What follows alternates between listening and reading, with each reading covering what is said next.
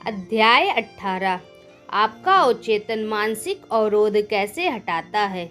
अगर आपके सामने कोई मुश्किल स्थिति आ जाए और आपको रास्ता स्पष्ट न दिख रहा हो, तो आप क्या कर सकते हैं।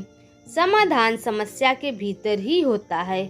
हर सवाल में इसका जवाब निहित होता है।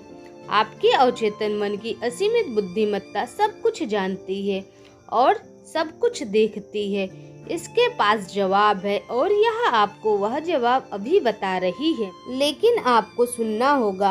आपको पूर्ण विश्वास के साथ अवचेतन मन के सुझाए मार्ग का अनुसरण करना होगा। जब आप इस नए मानसिक नजरिए को हासिल कर लेते हैं कि आपके भीतर का रचनात्मक ज्ञान सुखद समाधान सुझा रहा है, तो फिर आपको वह जवाब मिल जाएगा जिसे आप खोज रहे हैं। आश्वस्त रहें कि इस तरह का मानसिक नजरिया आपके सभी कामों में व्यवस्था, शांति और अर्थ लाएगा। किसी आदत को कैसे बनाएं या तोड़ें। हम सभी आदतों के हिसाब से जीने वाले प्राणी हैं। आदत हमारे अवचेतन मन का कार्य है। हमने तैरना, साइकिल चलाना, नाचना और कार चलाना चेतन रूप से इन कामों को बार बार करके सीखा था, जब तक कि ये कार हमारे अवचेतन मन में स्थापित नहीं हो गए। फिर अवचेतन मन की आदत ने उस काम को अपने जिम्मे ले लिया। इसे कई बार दूसरी प्रकृति भी कहा जाता है, यानी हमारी पहली प्रकृति के चिंतन और क्रिया पर अवचेतन मन की प्रतिक्रिया। अगर हम अपनी खुद की आदतें बनाते हैं, तो इसका मतलब है कि हम अच्छी या बुरी आदतें चुनने के लिए स्वतंत्र हैं। अगर आप कोई नकारात्मक विचार या कार्य कुछ समय तक दोहराते हैं, तो आप खुद को एक आदत के दबाव में रख रहे हैं। आपके अवचेतन मन का नियम दबाव है। उसने बुरी आदत कैसे छोड़ी। जब बॉब जे मेरे पास आया तो वह बहुत निराश था। उसने मुझसे कहा, शराब मेरी नौकरी, पत्नी और परिवार को पी गई।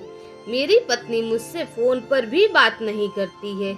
वह मुझे अपनी बेटी से मिलने भी नहीं देती है। मैं नहीं जानता कि क्या करूं।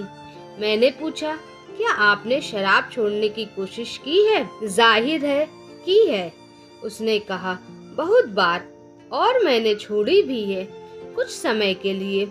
लेकिन मन बेकाबू हो जाता है और मैं 2 सप्ताह तक लगातार नशे में डूबा रहता हूँ। यह भयंकर है। इस दुर्भाग्यशाली व्यक्ति के साथ ऐसा बार बार हुआ। उसे एहसास था कि लगातार पीना उसकी आदत बन चुकी है और वह जानता था कि उसे इस आदत को बदलकर एक नई आदत डालनी थी।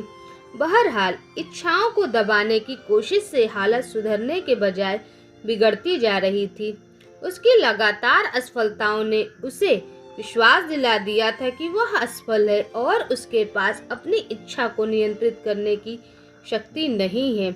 शक्तिहीनता के इस विचार ने उसके अवचेतन मन पर जबरदस्त सुझाव के रूप में काम किया। इस कारण उसकी कमजोरी बढ़ गई और उसका जीवन असफलताओं का सिलसिला बन गया। मैंने उसे चेतन और अवचेतन मन के कार्यों में तालमेल बैठाना सिखाया। इन दोनों के सहयोग से अवचेतन मन में बोई गई इच्छा या विचार साकार हो जाता है। उसका तार्किक मन सहमत था कि अगर उसकी आदत के पुराने मार्ग ने उसे मुश्किल में डाल दिया है, तो वह चेतन रूप से स्वतंत्रता, संयम और मानसिक शांति का नया मार्ग बना सकता है। वह जानता था कि हालांकि उसकी विनाशक आदत अब स्वचालित बन गई है, लेकिन उसने इसे सचेतन विकल्प चुनकर खुद बनाया था।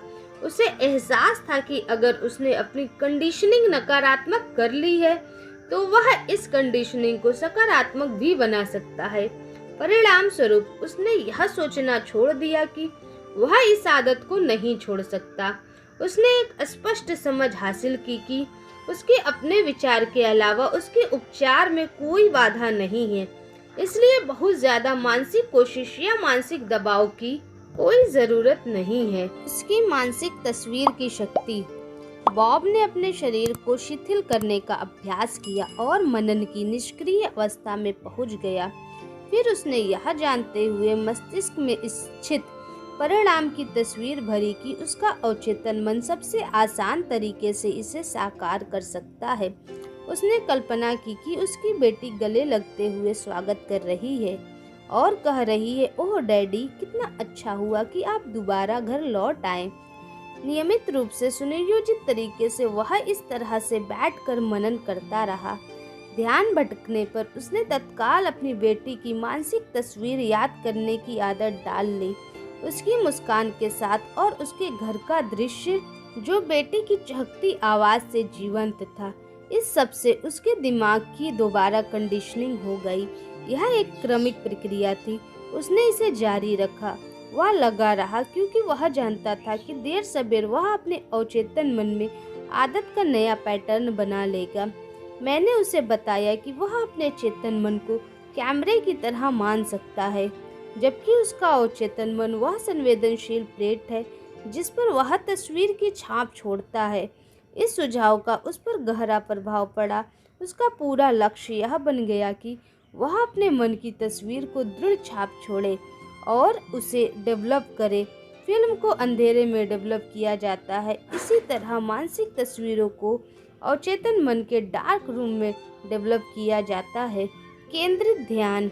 बॉब समझ गया कि उसका चेतन मन कैमरे की तरह है, इसलिए उसने कोई कोशिश नहीं की, कोई मानसिक संघर्ष नहीं हुआ। उसने शांति से अपने विचारों को संतुलित किया और अपना ध्यान अपने सामने के दृश्य पर केंद्रित किया, जब तक कि वह तस्वीर के साथ क्रमशः एकाकार नहीं हो गया। वह मानसिक माहौल में डूब गया और मानसिक फिल्म को बार बार देखने लगा। उपचार होने के बारे में कोई शंका ही नहीं थी। जब भी पीने की तलब लगती थी तो वह अपनी कल्पना को शराब के विचार से दूर मोड़कर अपने परिवार के साथ घर पर रहने की भावना की ओर मोड़ लेता था। वह सफल था क्योंकि उसे विश्वास भरी उम्मीद थी कि वह अपने मस्तिष्क में जो फिल्म डेवलप कर रहा था वह अवश्य घटेगी।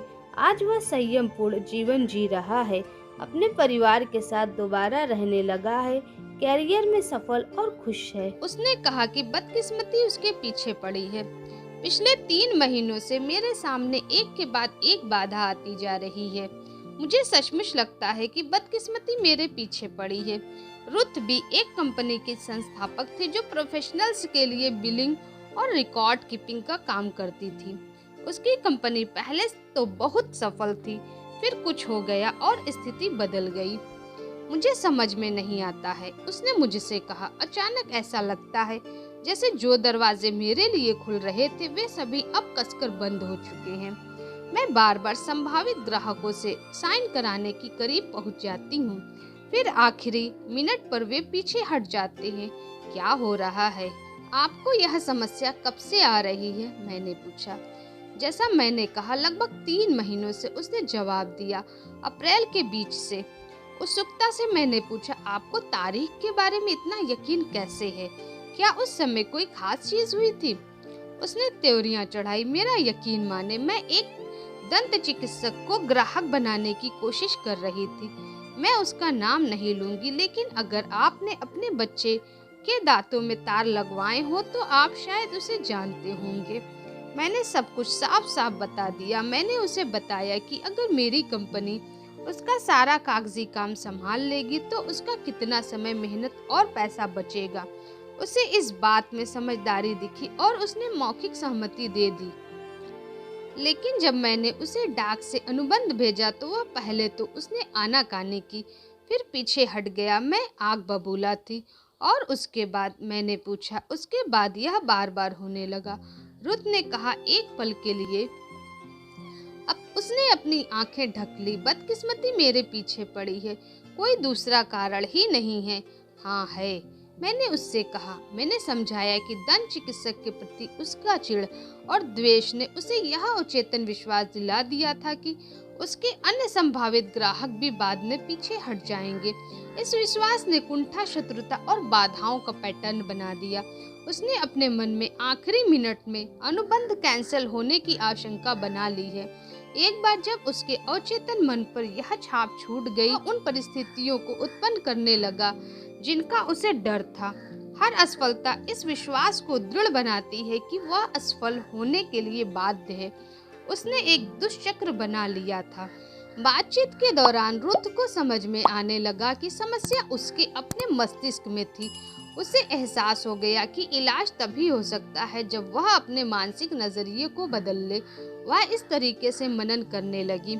मुझे एहसास है कि मैं अपने अवचेतन मन की असीमित बुद्धिमत्ता के साथ एकाकार हूँ, जो किसी बाधा, मुश्किल या विलंब को नहीं जानती है। मैं सर्वश्रेष्ठ की सुखद उम्मीद में जीती हूँ। मेरा अधिक गहरा मन मेरे विचारों पर प्रतिक्रिया करता है। मैं जानती हूँ कि मेरे अवचेतन की असीमित शक्ति का काम रोका नहीं जा सकता। असीमित बुद्धिमत्ता जो भी शुरू करती है उसे हमेशा सफलतापूर्वक पूरा करती है। रचनात्मक ज्ञान मेरे माध्यम से काम करके मेरी सारी योजनाओं और उद्देश्यों को पूरा करता है।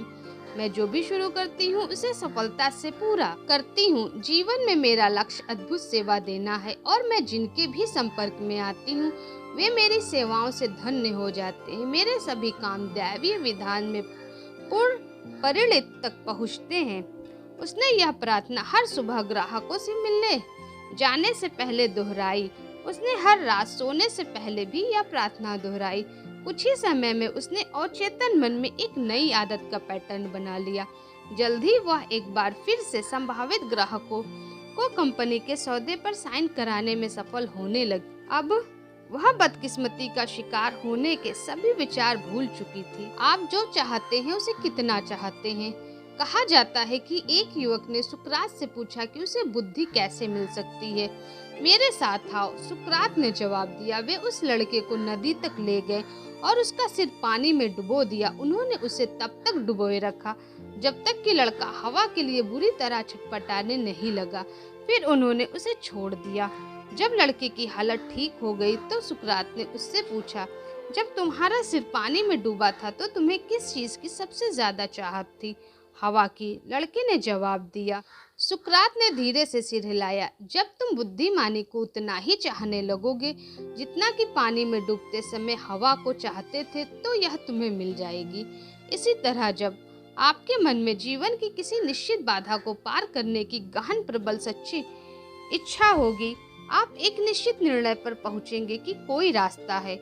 आप विश्वास से फैसला करेंगे कि यही वह रास्ता है जिस पर आप चलना चाहते हैं, तो विजय सुनिश्चित है। अगर आप सचमुच मानसिक और आंतरिक शांति चाहते हैं तो आपको यह मिल जाएगी। इससे कोई फर्क नहीं पड़ता है कि आपके साथ कितना भेदभावपूर्ण व्यवहार हुआ है, या बॉस ने कितना अनुचित पक्षपात किया है, या किसी ने आपके साथ कितना घटिया काम किया है।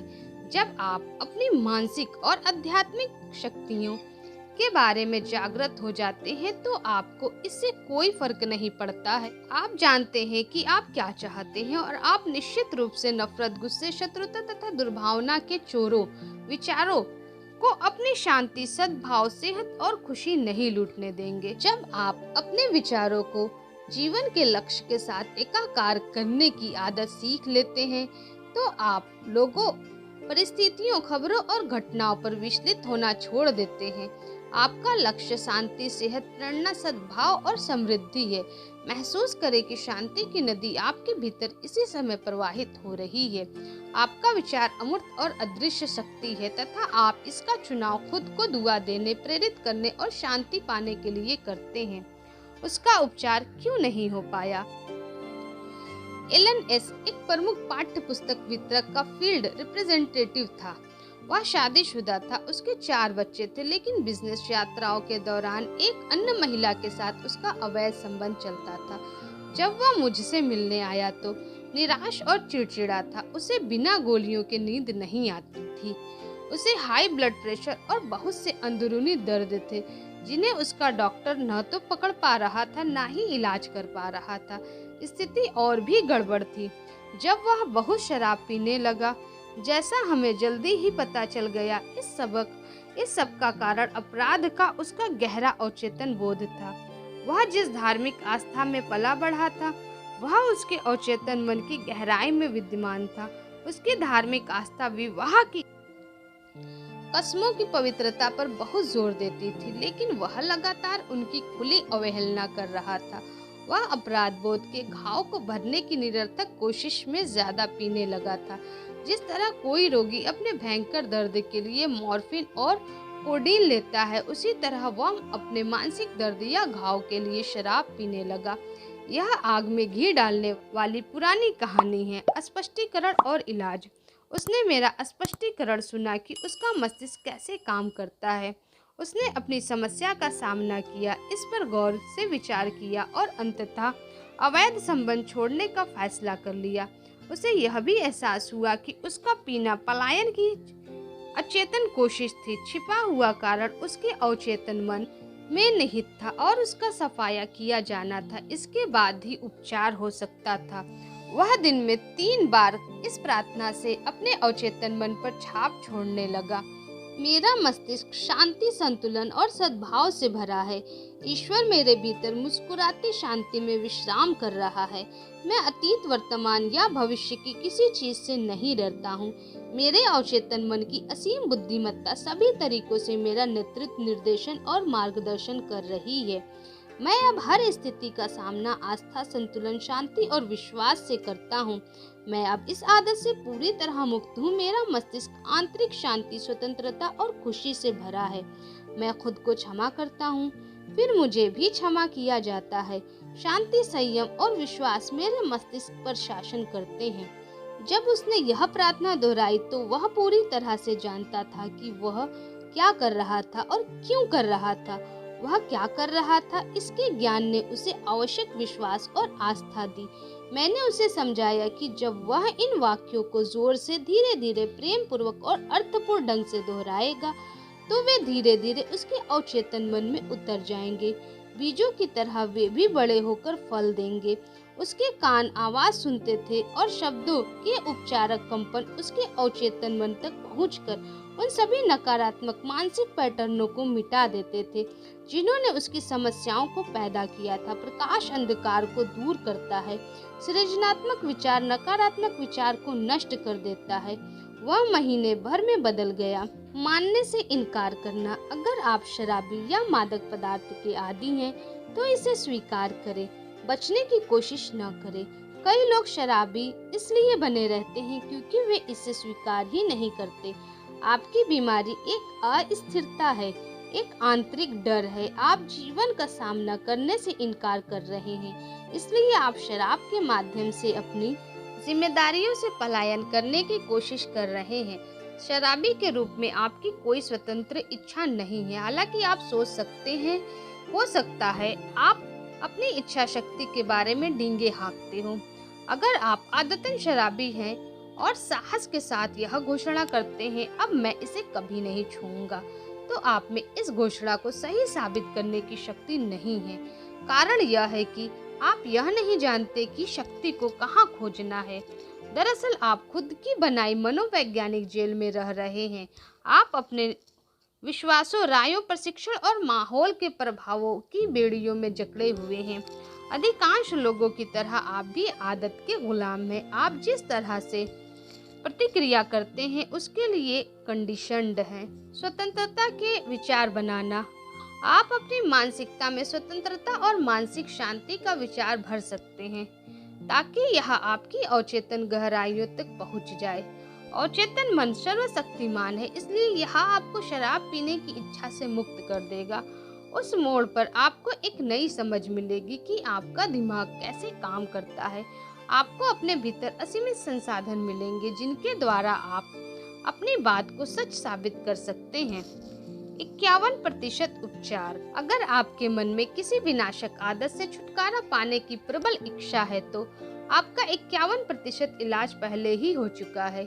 जब आपकी बुरी आदत को छोड़ने की इच्छा इसे जारी रखने की आवश्यकता से अधिक बड़ी हो जाती है तो आपको यह जानकर हैरानी होगी कि पूर्ण स्वतंत्रता सिर्फ एक कदम दूर है।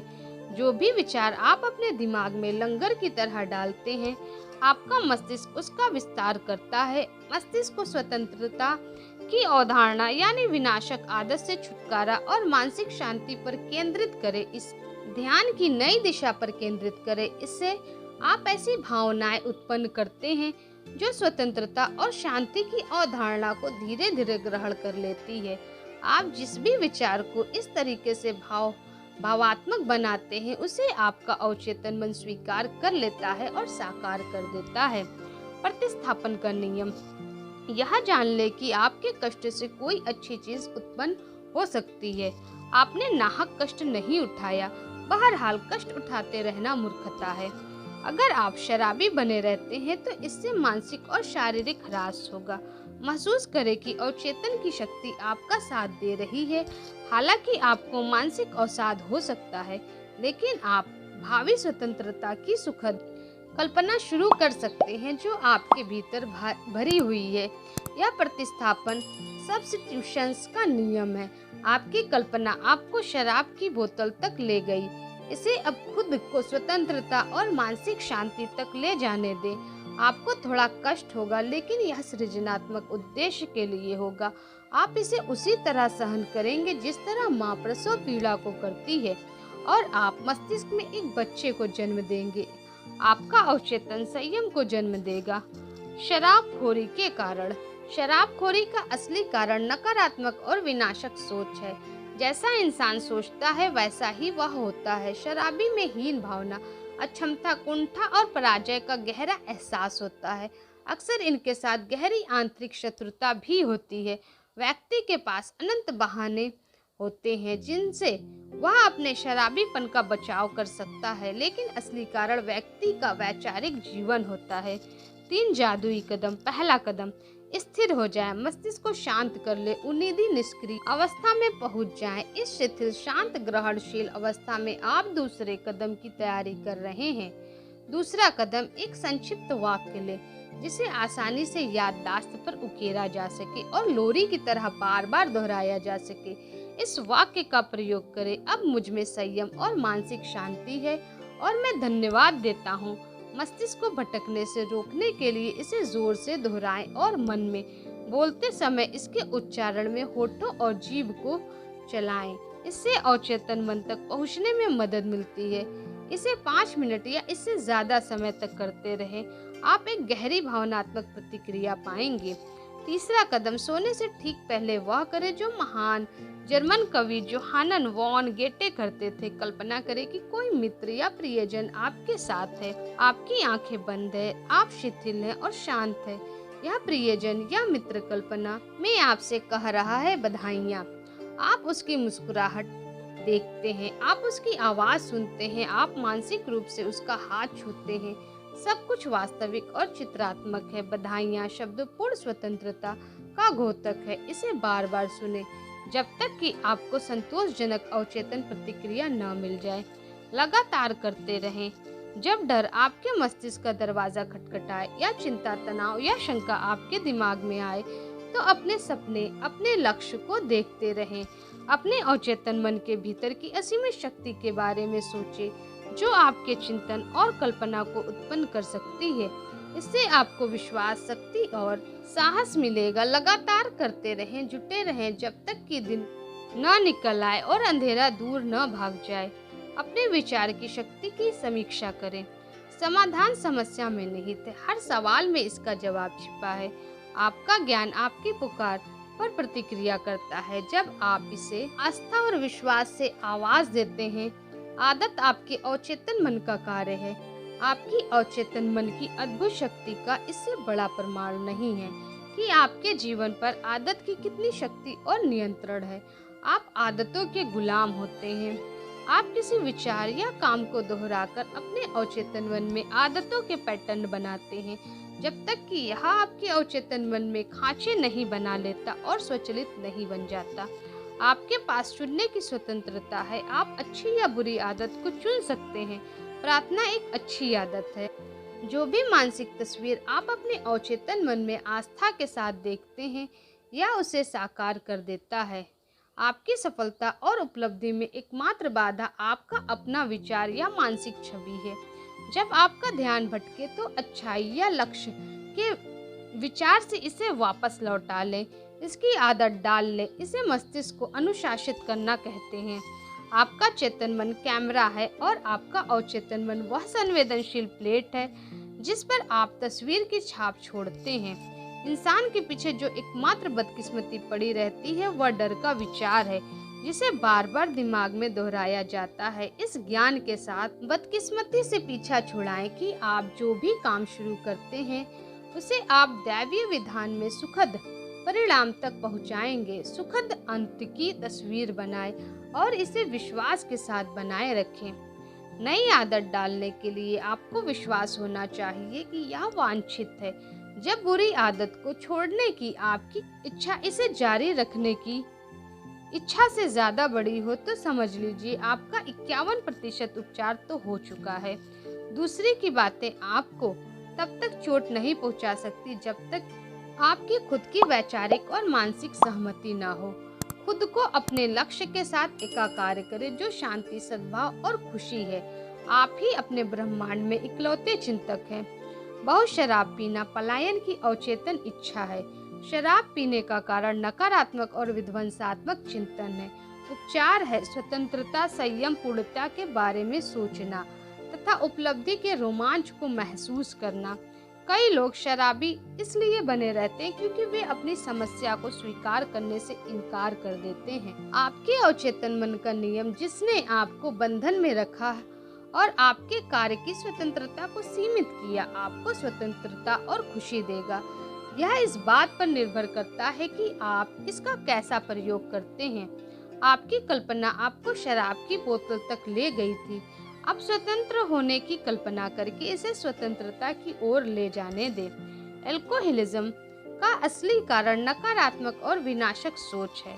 जैसा व्यक्ति अपने दिल और चेतन मन में सोचता है वैसा ही वह होता है। जब डर आपके मन का दरवाजा खटखटाए तो ईश्वर में आस्था और सभी अच्छी चीजों को दरवाजा खोलने दें।